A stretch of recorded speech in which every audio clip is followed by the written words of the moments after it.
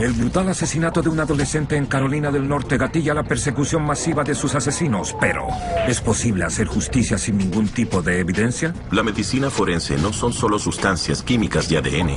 Es el análisis de las declaraciones y del lenguaje corporal. Y más tarde, en una ciudad obrera en la ribera del río Hudson, huellas de sangre indican un asesinato. No había ningún cuerpo, ni tampoco un arma. Y no había testigos presenciales del crimen. En la carrera de un detective siempre hay un caso que se destaca como inolvidable. Escenas de crímenes extrañas que desafían la lógica. Mentes criminales que van más allá del entendimiento. Para llegar a la verdad, habrá que recurrir a forenses al extremo.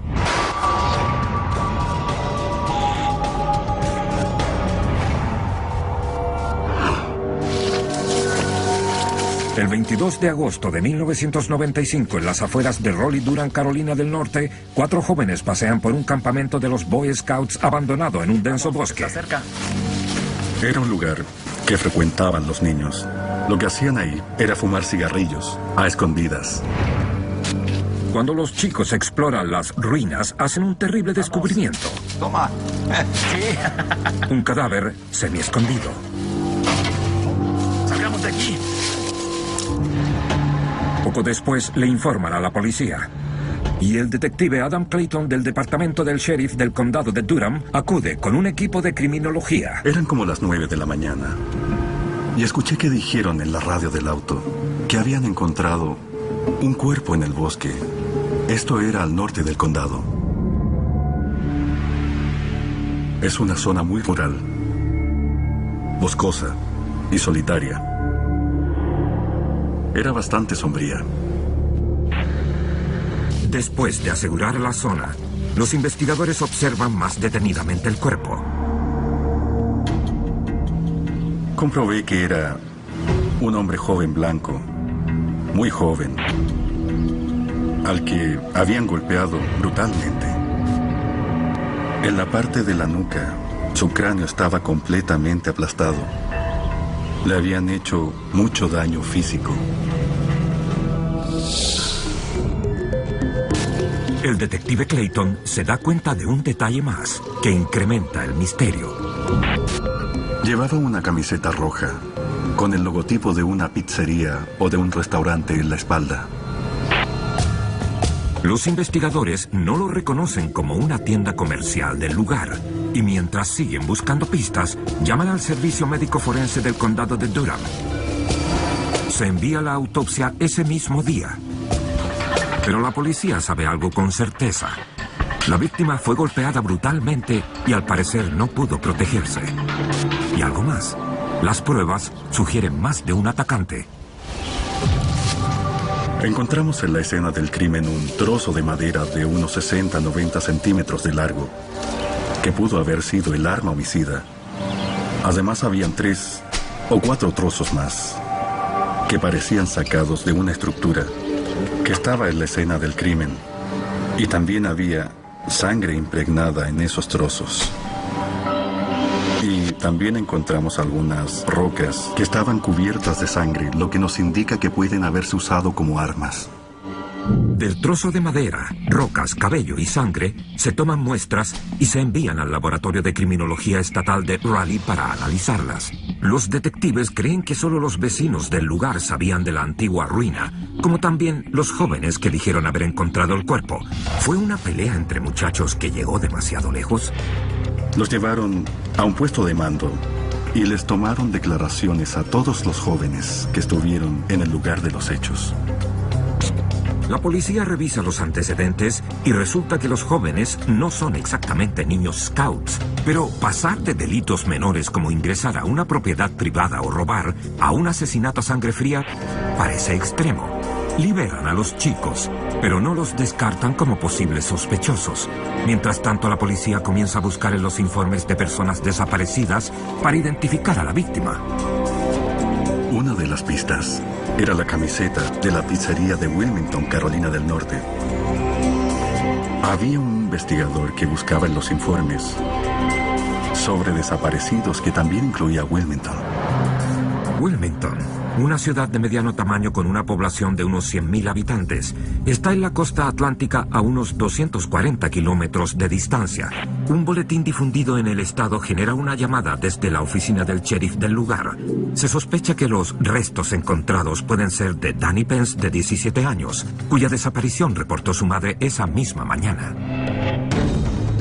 Tenía el presentimiento, de acuerdo a los informes, de que podía tratarse de la víctima. Pero había que investigar un poco más en el caso. Doug Bredenberg y Mark Benson, dos experimentados detectives de Wilmington, son asignados al caso. La madre de Danny, Charlene Pence, les dice que la noche en que desapareció, Danny volvió a casa a las 9 de la noche desde el trabajo y luego salió otra vez. La mayoría de los niños en esa época se iban al muelle Johnny Mercer en la playa de Wrightsville, donde pasaban el rato con sus amigos. Los detectives Benson y Bredenberg se dirigen de inmediato al condado de Durham llevando una foto de Danny.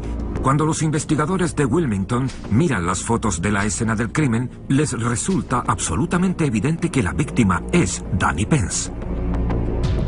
Llevaba una camiseta roja y lo más importante era que tenía el logo de la pizzería en la que Danny trabajaba.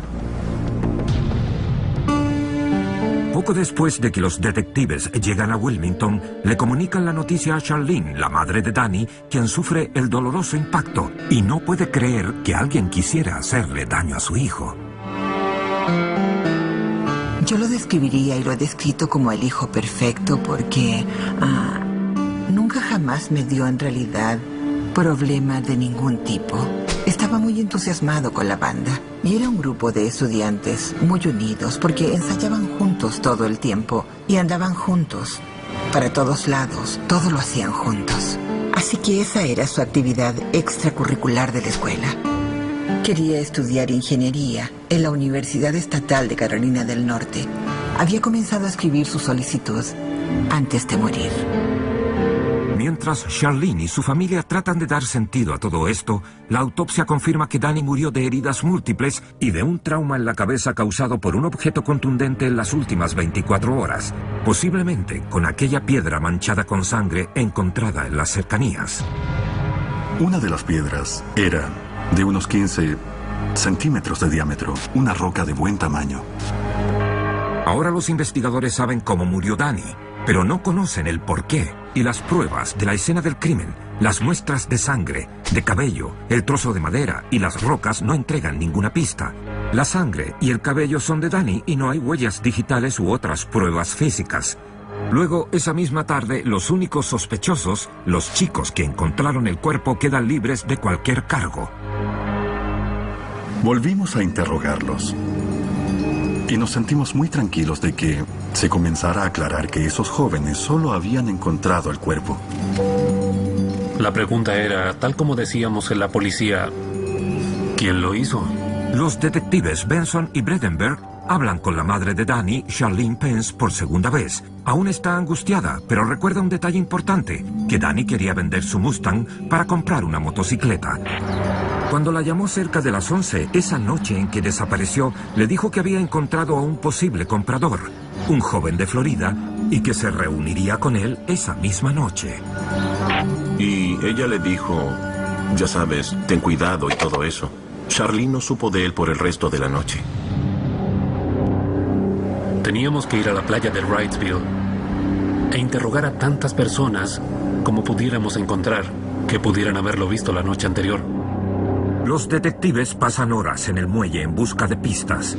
Sin pruebas útiles y sin sospechosos, el caso no va a ninguna parte.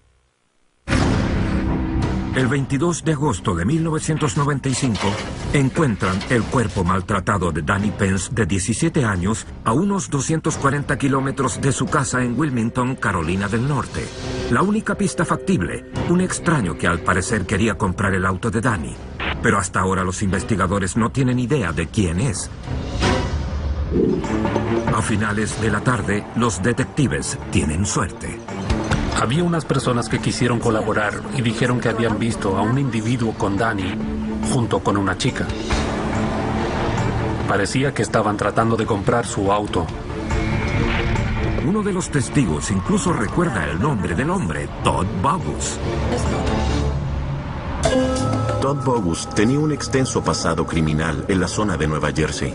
Era un trotamundos de unos 20 años, casi un vagabundo. Trabajaba lavando platos en un restaurante cercano. El gerente nos dio información mucho más detallada de su identidad. Cuando los detectives encuentran el descuidado apartamento de Bogus, él no está ahí, pero sí sus pertenencias. Además de la ropa y algunos artículos personales, encontramos una fotografía de una joven con Todd Bogus. ¿Es la misma chica que según los testigos estaba con Bogus en el muelle? La respuesta llega pronto. La policía hace algunas investigaciones y descubre que se llama Melanie Gray y es una fugitiva de 14 años del condado de Durham, donde se encontró el cuerpo de Danny. Y aquí Comienza la búsqueda de Bogus, Gray y el auto de Danny Pence, pero los sospechosos podrían estar en cualquier parte. pudo huir al sur, pudo ir al norte. El detective Bredenberg tiene una idea. Se entera de que el padre de Bogus vive en el condado de Beaufort, en Carolina del Norte. Los detectives inmediatamente alertan a la oficina del sheriff en Beaufort. Los detectives de la oficina del sheriff del condado comienzan a vigilar cuidadosamente la casa de los padres de Bogus. Y durante esa vigilancia, al día siguiente, notan la presencia de un auto muy parecido al de Danny. Rápidamente, los sospechosos Ted Bogus y Melanie Gray descubren la emboscada. Vamos. Salen velozmente de la casa, entran al Mustang robado y se dirigen a un camino de tierra hacia el bosque. Gran número de patrullas y un helicóptero de la policía estatal los persiguen. Los detectives de Durham y Wilmington llegan justo a tiempo. Llegamos poco después de que ellos salieron y escaparon. La salvaje persecución termina pronto en un campo en las afueras de la ciudad. Bogus y Gray se entregan sin luchar. La detective Susan Johnson, una experta con 9 años en la unidad de peritos forenses en Wilmington, también está en la escena. Ella analiza el auto robado y de inmediato algo llama su atención. Encontramos un par de jeans que sin duda pertenecían a Bogus, que estaban dentro del vehículo con un rastro de sangre muy pequeño. La detective Johnson también se da cuenta de otra evidencia posiblemente valiosa. Había un pañuelo color azul marino atado al espejo retrovisor que más tarde descubrimos pertenecía a Todd. Los pantalones y el pañuelo se envían al laboratorio de criminología estatal para su análisis. Mientras tanto, a Bogus y Gray se les informa de sus derechos y los llevan a la estación de policía del condado de Beaufort. Los llevan a salas separadas y los interrogan. Ella estaba asustada, llorando, aterrada, como cualquier niño de 14 años debería estarlo en esas circunstancias. Creo que se dio cuenta entonces de que era algo muy serio. Y finalmente Melanie Gray admite que en realidad ella y Todd Bogus llevaron a Danny Pence a una remota zona rural al norte del condado de Durham, donde lo mataron. Gray no es la única que confiesa. Todd Bogus también hace una confesión impactante. Le cuenta a la policía una historia oscura de traición y engaño que finalmente llevó al asesinato de Danny Pence. Él inventó una historia que le contaron a Danny para ganar su confianza, que ellos querían comprar el auto, pero que tenían que probarlo y que tenían que llevar el auto a la casa de su madre. Estás atrapado. Déjenme salir de aquí, quiero salir ahora. ¡Cállate! Se detuvieron en algún momento y obligaron a Danny a salir del auto. Y luego se fueron. Y unos 30 metros más allá, ¿Pero por qué? ¿Qué pasó? Todd Bogus conducía y el auto quedó atascado en la arena. Danny lo vio, luego corrió hacia el auto que estaba hundido e incluso los ayudó a sacar el auto de la arena. Oye, espera, ¿qué haces? Y fue entonces cuando amenazaron con un cuchillo a Danny y lo colocaron en la parte de atrás diciéndole, te robaremos tu auto. Bogus dice que fue idea de Melanie viajar hacia el este hasta la zona de Raleigh-Durham, donde ella creció. Antes de entrar al condado, Bogus y Gray atan las manos de Danny y le vendan los ojos con un pañuelo. Melanie Gray los dirige a Durham. Y ellos caminaban. Melanie Gray y Todd Bogus, después de estacionar el auto en este camino de tierra, fueron hacia un antiguo camino en el bosque. Ponen a Danny dentro de los cimientos de una construcción y ambos comienzan a golpearlo con lo que estuviera a mano, fuera una tabla o un palo. Continúan sin parar, hasta que el golpe final se lo dan con una roca de gran tamaño para terminar con Danny. Los detectives oyen cuidadosamente cómo Bogus cuenta la espantosa historia, prestando mucha atención al lenguaje corporal del sospechoso. Su comportamiento durante este interrogatorio le jugará en contra. Ambos sospechosos son acusados de secuestro, robo y asesinato, y debido a la gravedad de los delitos, Melanie Gray, de 14 años, es acusada como un adulto. Ella se declara culpable de asesinato en segundo grado y la condenan a 9 años de prisión. En cuanto a su socio en el crimen, Todd Bogus, los fiscales deciden llevar su caso a juicio y pedir la pena de muerte. Es una decisión arriesgada. Existe la posibilidad de que lo declaren inocente, a pesar de la confesión.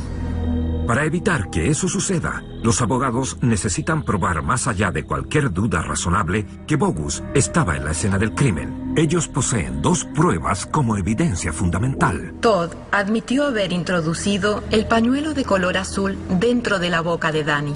Por lo tanto, queremos saber si la saliva de Danny está en el pañuelo, si hay sangre en el pañuelo, si hay algún cabello que pertenezca a Danny.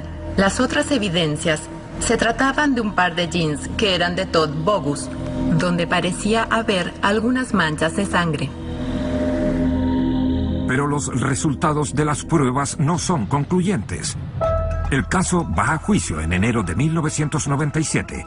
Lamentablemente, la falta de pruebas físicas que vinculen a Todd Bogus a la escena del crimen juega a favor de la defensa. El abogado de Bogus describe a su cliente como una víctima. Dice que fue abusado y acosado cuando era niño y que estaba realmente arrepentido por lo que hizo. Para recalcar su punto de vista ante el jurado, la defensa pone un resumen de la confesión grabada de Bogus. It just happened. Are you sorry for what happened? Yes, I'm sorry. Sorry for the family. Sorry for his little brother. Si la defensa puede demostrar al jurado que Bogus está arrepentido, esa podría ser la diferencia entre una condena a cadena perpetua y la pena de muerte. El juicio del caso por pena de muerte está a punto de venirse abajo. Pero el detective Benson cree que el arranque emocional de Bogus es un engaño, un intento por agradarle al jurado, y confía en que puede probar que la confesión es parte de una jugada para engañar al jurado. Es algo que convierte a la medicina forense en arte. En este caso, más arte que ciencia. Interrogatorio forense. La medicina forense no son solo sustancias químicas y ADN, es el análisis de las declaraciones y del lenguaje corporal, porque forense significa debatir. Me gusta analizar las declaraciones, ya sean escritas o verbales. Escucho lo que habla la gente. El detective Benson se sube al estrado y describe lo que observó durante las 3 horas de interrogatorio a Bogus en agosto de 1995. Y los sociópatas o sociopáticos no ponen una barrera defensiva. Ellos no tienen que cruzarse de brazos y evitar que te acerques.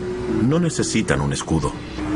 Esto no es lógico para Benson. Observa la postura erguida de Bogus, el lenguaje corporal abierto y su exceso de confianza. Un raro comportamiento para alguien que recién intentó escapar de la policía. Eso sentí cuando entré a la sala y su comportamiento fue establecer de inmediato cuál sería su mentira o cuál sería su historia. Y él estaba erguido en su asiento. Él era un vendedor, tratando de vendernos su argumento. El detective Doug Bredenberg también sube al estrado. Concuerda que lo dicho por Bogus no era sino una actuación teatral, que las falsas lágrimas brotaron en la confesión grabada, no cuando inicialmente admitió su culpa. Pude dar testimonio de que había sonidos de él sollozando y llorando durante la grabación de la confesión. I am very sorry. Pero también hay que señalar que no derramó una lágrima durante todo el tiempo que se hizo esa declaración. Por lo que Todd Bogus no fue sincero en su remordimiento por el asesinato de Danny Pence. No es fácil de hacer cuando la vida de alguien está en riesgo. Pero los detectives Benson y Bredenberg son capaces de convencer a los miembros del jurado de que la supuesta disculpa de Bogus fue más una actuación que un hecho. En marzo de 1997 declaran a Todd Bogus culpable de asesinato en primer grado y lo condenan a muerte. Y a pesar de que Danny Pence ya no está, nunca será olvidado. Solo hay un mensaje que quisiera transmitir. Que si de pronto se te acercan algunas personas que no conoces, por favor no entres a un vehículo con ellos porque podría ser una víctima inocente. Para los investigadores, el caso es un testimonio de las capacidades de la psicología forense. Hay dos partes al llorar, el llanto y las lágrimas, y solo teníamos la mitad, por lo tanto, eso tal vez le jugó en contra. Newberg se encuentra en la ribera del río Hudson a unos 96 kilómetros al norte de Manhattan, en Nueva York. Es una pequeña ciudad con una gran tradición que data de la Revolución de los Estados Unidos. Deborah Pendino, de 32 años, y su esposo Dominic, de 37, han vivido aquí toda su vida. Deborah tiene 7 meses de embarazo del primer hijo de la pareja. Dominic trabaja como cocinero en un restaurante local. Su turno comienza temprano a las 5 a.m., y él siempre es puntual. Pero cerca de las 6 de la mañana, el 3 de marzo de 1999, Deborah se despierta asustada al escuchar el teléfono. El jefe de su esposo está en línea y dice que Dominic no llegó. Deborah sabe que él es puntual. Se levanta de la cama y corre a la ventana. Su auto aún está estacionado en la entrada. Ve su gorra y algo que parece sangre, mucha sangre. Llaman al detective Gary Cooper, quien tiene una vasta experiencia en el departamento de policía de Newberg, para que investigue. Muy bien. Cuando llegué a la escena del crimen, me reuní con oficiales uniformados que me mostraron varias gotas de sangre que hallaron cerca del auto del señor Pendino, junto a su gorra de béisbol. Intentaban seguir un rastro de sangre que encontraron en las hojas. El detective Dave Otto, de la unidad de peritos forenses, se une a Cooper en la escena. Otto también se centra en la sangre. Sin duda, hubo una confrontación violenta, pero eso es todo lo que los investigadores saben en este momento. Definitivamente fue un asalto, y ellos removieron el cuerpo. Había al menos medio litro de sangre esparcido, tal vez más. Poco tiempo después, el detective Bill Lenick llega para ayudar en la investigación. Deborah, esposa de Dominic, está convencida de que algo terrible le pasó a su esposo y aún está impactada. Ella estaba muy angustiada, muy conmovida por lo sucedido, muy nerviosa, asustada y triste. Los investigadores están sorprendidos por lo que encuentran. Al parecer, el ataque es aún más grave de lo que pensaron al comienzo. Cuando comenzamos a seguir el rastro de sangre a través de los patios de los vecinos, había una enorme cantidad de sangre a lo largo de unos 140 metros hasta la casa contigua que estaba en venta y vacía. El rastro llevó a ese lugar, y en el rastro de sangre encontramos un par de anteojos, y encontramos el localizador del señor Pendino. La evidencia sugiere que alguien, probablemente Dominic Pendino, fue brutalmente asaltado, arrastrado a la calle y secuestrado. Pero, ¿las heridas son fatales? Había una gran cantidad de sangre. Puedes perder mucha sangre y seguir con vida. Por eso creímos que aún podía estar vivo en alguna parte. Se envían los lentes, el localizador, la gorra y las pruebas de las huellas digitales al laboratorio de la Policía Estatal de Nueva York, en Albany. Las muestras de sangre recogidas en el lugar también se analizan. Presentamos muestras de sangre que había en distintas áreas para que con un poco de suerte pudiéramos obtener otro perfil de ADN, que no fuera el de Dominic. El detective Cooper y la Policía Estatal organizan un enorme grupo de búsqueda para tratar de encontrar a Dominic Pendino. Si Dominic aún está vivo, ha perdido una enorme cantidad de sangre y el reloj no se detiene. Fue una búsqueda muy intensa. Unidades caninas, búsquedas por cuadrícula, un avión del FBI que puede captar el calor corporal de alguien vivo. Los detectives buscan en los hospitales de la zona, interrogan al barrio esperando que alguien, cualquiera, haya visto algo que pueda entregarles una pista. Interrogamos a todo el vecindario en un amplio sector alrededor del lugar. Los interrogatorios no revelan nada, y hasta ahora la búsqueda tampoco. Sin el cuerpo, sin sospechosos y sin motivo aparente, el detective Lennick está ansioso por interrogar a las personas cercanas a la víctima. Aparece un retrato de Dominic. Los amigos lo describen como un hombre decente, amante de la diversión, que ha tenido encuentros con la ley y ahora se esfuerza mucho por mejorar su imagen. Su hermana Julie dice que estaba ansioso por convertirse en padre y que contaba los días para que naciera su hijo. Pensábamos y rezábamos, esperando para que Dominic regresara. Tal vez se había metido en algún problema o algo pasó. O tal vez quiso aislarse, estaba nervioso por tener un hijo. Deborah Pendino todavía está angustiada, pero se ha calmado lo suficiente como para hablar con la policía y entregarles una posible pista. Mencionó que un exnovio suyo tuvo un problema con Dominic Pendino y sospechaba que tal vez tuviera que ver directamente con la desaparición de Dominic. Su nombre es David Spicoli y trabaja como mecánico en un taller de carrocerías en el vecino condado de Ulster. Deborah dice que la relación fue inestable y terminó mal, que ella y Spicoli se separaron 4 años atrás y tuvieron una amarga batalla por la custodia del hijo de ambos, de 5 años. Durante largo tiempo y fue muy duro. Él discutió con Dominic fuera del tribunal de familia unas semanas antes y lo amenazó. Los detectives llevan a Spicoli para interrogarlo. Spicoli no oculta sus sentimientos por su exmujer y su nuevo esposo. Claramente, él tiene un motivo. No tengo nada con eso. Él dice que no le importaba el señor Pendino. Él no le tenía simpatía porque quería adoptar a su hijo. Nos entregó coartadas y no estaba bajo arresto y era libre de irse en cualquier momento. No había nada por qué retenerlo.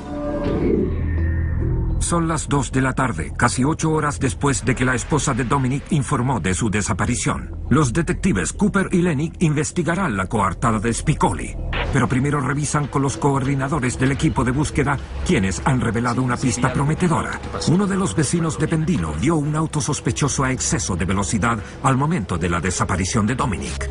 Él nos dijo que el auto al parecer era un Ford Crown Victoria. Nos entregó información muy relevante.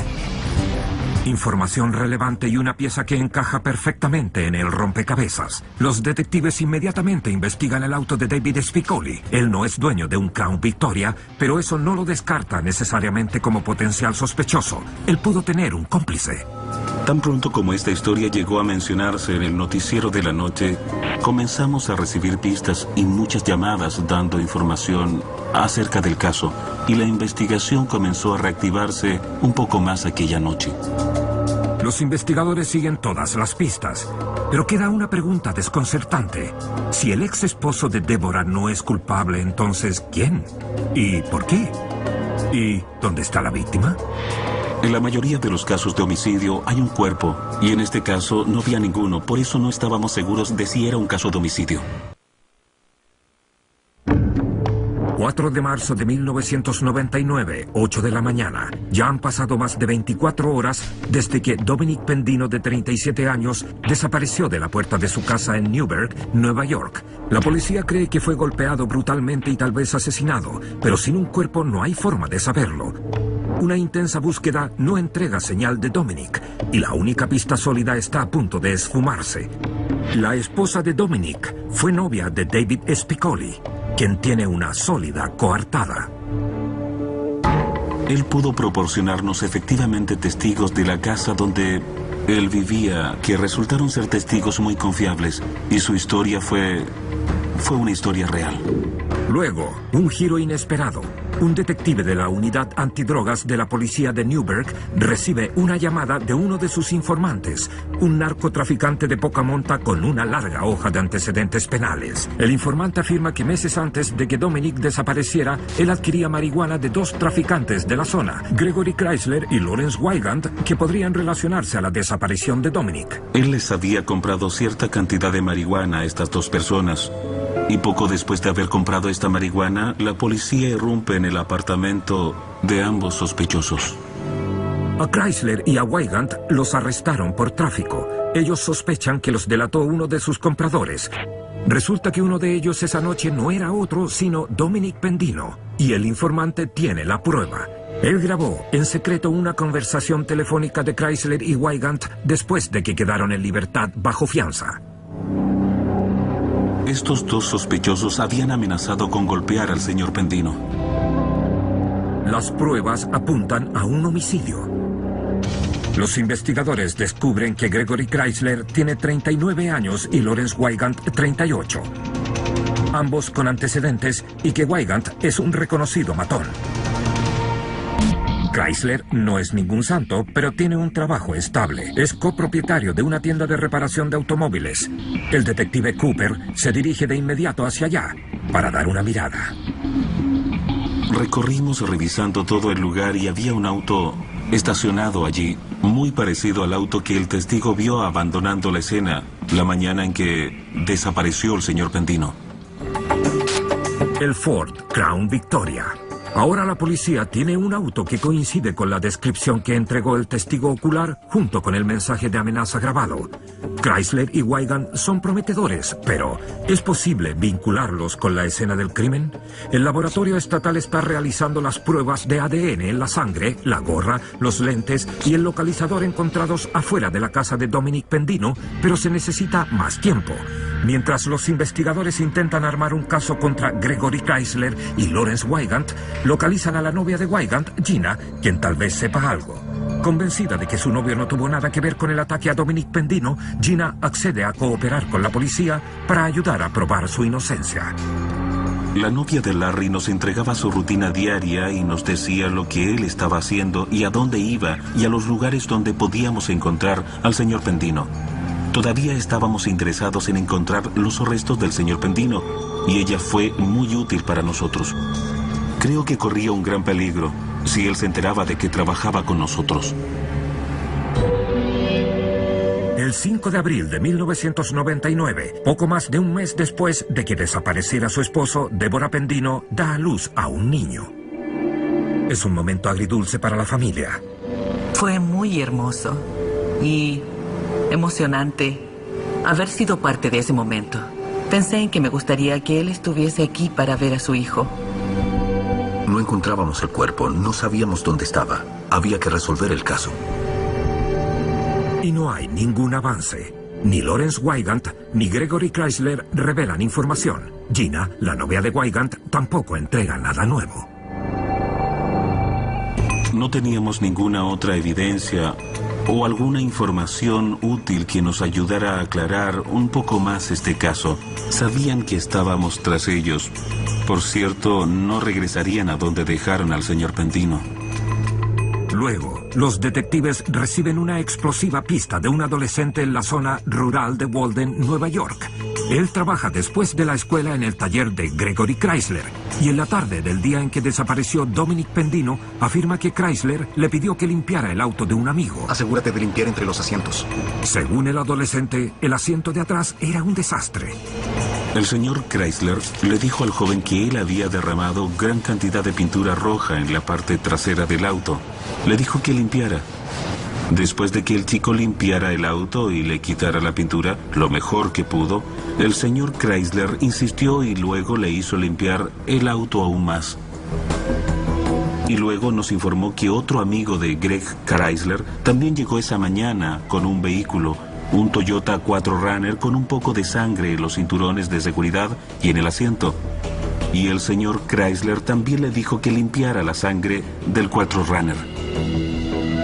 El amigo de Chrysler resulta ser nada menos que Lawrence Weigand, de 38 años.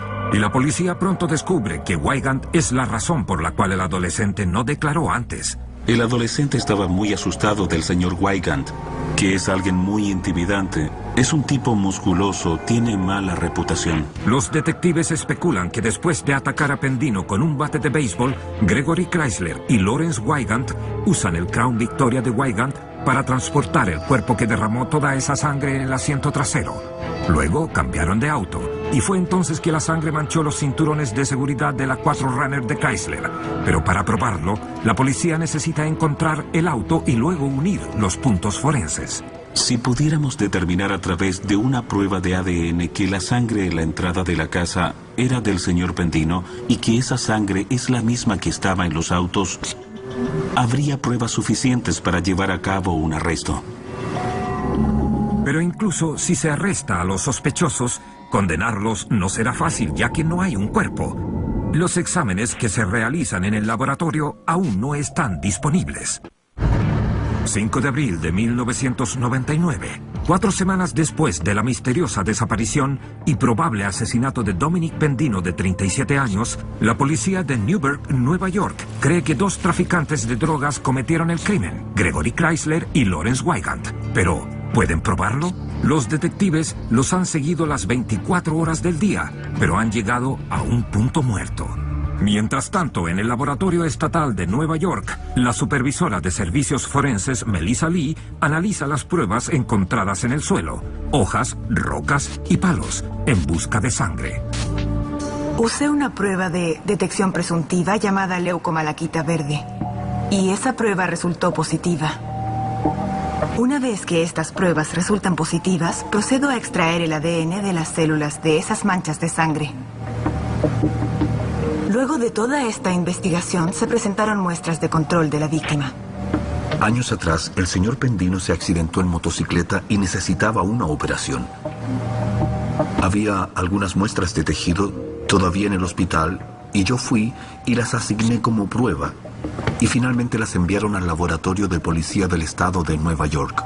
Y coinciden. Los perfiles de ADN STR encontrados en la escena del crimen coinciden con los de la víctima. Es muy poco probable que las muestras de sangre sean de alguien que no es Dominic Pendino. Sin embargo, los resultados de la prueba en el localizador y en la gorra no entregan ninguna pista. Hay ADN, pero pertenece a Dominic. El ADN encontrado en los lentes no es de Dominic. Pero aún hay un problema. La policía no tiene muestras de ADN de Lawrence Wygant y Gregory Chrysler para hacer una comparación. Eso podría cambiar si los investigadores pudieran examinar los autos de los sospechosos, el Crown Victoria de Wygant y el 4Runner de Chrysler. Para ello necesitan más pruebas y una orden de registro. Después, Gina, la novia de Wygant, llama a los investigadores con una revelación sorprendente. La novia de Larry le dijo a nuestros investigadores que Larry le había dicho: yo soy el único que sabe dónde está Dominic Pendino. Él admitió haber matado al señor Pendino a pedido del señor Chrysler, a pesar de no implicar al señor Chrysler en el homicidio. Pero es suficiente para que un juez emita órdenes de registro. Y ese día, los investigadores encuentran los vehículos. Los autos son llevados de inmediato al laboratorio estatal en Albany para las pruebas de ADN. Si pudiéramos determinar que la sangre en el suelo también era la misma sangre que estaba en los autos, eso nos daría pruebas suficientes para realizar un arresto en este caso. Las muestras de las manchas de sangre encontradas en los vehículos coinciden con las de la víctima, Dominic Pendino. Un mes después, Gregory Chrysler y Lawrence Wygant son internados en la cárcel del condado de Orange en Newburgh, Nueva York. Se toman muestras de ADN. Y aunque las pruebas de sangre en los autos no los vinculan con la escena del crimen, ahora pueden comparar el ADN tomado de los lentes con el de Chrysler y Wygant. Todas las pruebas de la escena del crimen en los autos coincidían con las del perfil de ADN STR de Dominic Pendino, con excepción de los lentes. El perfil de ADN STR de los lentes coincide perfectamente con el de Greg Chrysler. Una coincidencia perfecta. Acusan a Chrysler y Wygant de asesinato en segundo grado. El asistente del fiscal de distrito del condado de Orange, Chris Borek, se prepara para el juicio, pero sabe que este caso no es nada fácil. No había un cuerpo, ni tampoco un arma, y no había testigos presenciales del crimen. Se requieren casi 13 meses para llevar el caso a tribunales, pero el 18 de junio del 2000, el histórico juicio comienza en el condado de Orange. El fiscal Chris Borek expone lo que el Estado sostiene que le pasó a Dominic Pendino en marzo de 1999. Las pruebas demuestran que el señor Pendino se había levantado un poco tarde. Su esposa embarazada aún estaba en cama. Él le dio un beso de despedida, se puso su gorra y se fue a trabajar. El señor Pendino salió de su casa y caminó por la entrada para subirse a su auto. Pensamos que Greg Chrysler y Larry Weigand lo estaban esperando ahí en la sombra. Dominic. Salieron de la oscuridad, atraparon al señor Pendino, tal vez lo golpearon en la cabeza con un bate de béisbol o con un objeto contundente. Luego llevaron su cuerpo a través de los patios cercanos hasta una casa contigua donde tenían un auto estacionado. La casa estaba vacía en ese momento. Creemos que lo subieron al auto y luego se fueron de allí. El fiscal Borek conduce cuidadosamente a los miembros del jurado a través de las pruebas de ADN que vinculan al acusado Gregory Chrysler a la víctima y también a la escena del crimen. Tras deliberar 2 días, el jurado vuelve con un veredicto unánime. Se considera a Gregory Chrysler, de 39 años, y a Lawrence Weigand, de 38, culpables de todos los cargos. Chrysler y Weigand reciben una condena de 25 años a cadena perpetua, cada uno por el asesinato de Dominic Pendino, quien nunca llegó a ver a su único hijo. Los asesinos mantienen su alegato de inocencia, por lo cual no se establece una clara motivación y el paradero del cuerpo de Dominic sigue siendo un misterio. Yo creo que la característica más poderosa del caso fue la forma en que se juntaron las pruebas forenses y las pruebas testimoniales, las cuales determinaron una conclusión. La familia de Dominic Pendino se siente aliviada de que sus asesinos estén tras rejas, pero su terrible experiencia aún no termina. Es muy difícil. Y no tener el cuerpo para llorarlo, como lo hace la mayoría de la gente, es muy difícil. Duele. Mi familia tiene la esperanza de que alguien algún día nos devuelva los restos de Dominic.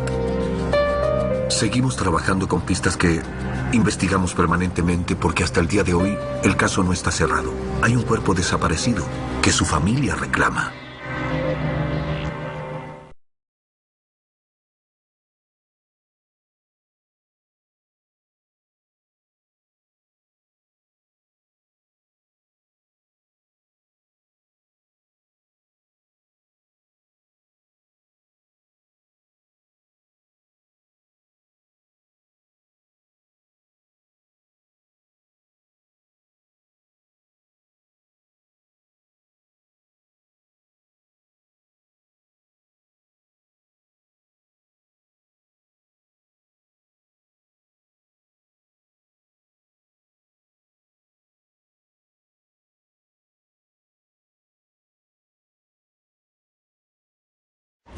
El brutal asesinato de un adolescente en Carolina del Norte gatilla la persecución masiva de sus asesinos, pero ¿es posible hacer justicia sin ningún tipo de evidencia? La medicina forense no son solo sustancias químicas y ADN. Es el análisis de las declaraciones y del lenguaje corporal. Y más tarde, en una ciudad obrera en la ribera del río Hudson, huellas de sangre indican un asesinato. No había ningún cuerpo, ni tampoco un arma. Y no había testigos presenciales del crimen. En la carrera de un detective siempre hay un caso que se destaca como inolvidable. Escenas de crímenes extrañas que desafían la lógica. Mentes criminales que van más allá del entendimiento. Para llegar a la verdad, habrá que recurrir a forenses al extremo. Además, habían 3 o 4 trozos más que parecían sacados de una estructura que estaba en la escena del crimen. Y también había sangre impregnada en esos trozos. Y también encontramos algunas rocas que estaban cubiertas de sangre, lo que nos indica que pueden haberse usado como armas. Del trozo de madera, rocas, cabello y sangre, se toman muestras y se envían al Laboratorio de Criminología Estatal de Raleigh para analizarlas. Los detectives creen que solo los vecinos del lugar sabían de la antigua ruina, como también los jóvenes que dijeron haber encontrado el cuerpo. ¿Fue una pelea entre muchachos que llegó demasiado lejos? Los llevaron a un puesto de mando y les tomaron declaraciones a todos los jóvenes que estuvieron en el lugar de los hechos. Y escuché que dijeron en la radio del auto que habían encontrado un cuerpo en el bosque. Esto era al norte del condado. Es una zona muy rural, boscosa y solitaria. Era bastante sombría. Después de asegurar la zona, los investigadores observan más detenidamente el cuerpo. Comprobé que era un hombre joven blanco, muy joven, al que habían golpeado brutalmente. En la parte de la nuca, su cráneo estaba completamente aplastado. Le habían hecho mucho daño físico.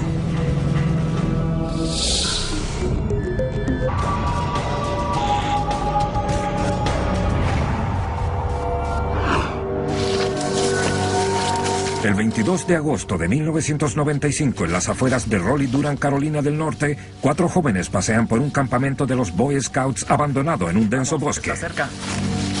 Era un lugar que frecuentaban los niños. Lo que hacían ahí era fumar cigarrillos a escondidas. Cuando los chicos exploran las ruinas, hacen un terrible descubrimiento. Toma. Sí. Un cadáver semi-escondido. Salgamos de aquí. Poco después le informan a la policía. Y el detective Adam Clayton del departamento del sheriff del condado de Durham acude con un equipo de criminología. Eran como las 9 de la mañana. El detective Clayton se da cuenta de un detalle más que incrementa el misterio. Llevaba una camiseta roja con el logotipo de una pizzería o de un restaurante en la espalda. Los investigadores no lo reconocen como una tienda comercial del lugar y mientras siguen buscando pistas, llaman al servicio médico forense del condado de Durham. Se envía la autopsia ese mismo día. Pero la policía sabe algo con certeza. La víctima fue golpeada brutalmente y al parecer no pudo protegerse. Y algo más. Las pruebas sugieren más de un atacante. Encontramos en la escena del crimen un trozo de madera de unos 60-90 centímetros de largo, que pudo haber sido el arma homicida.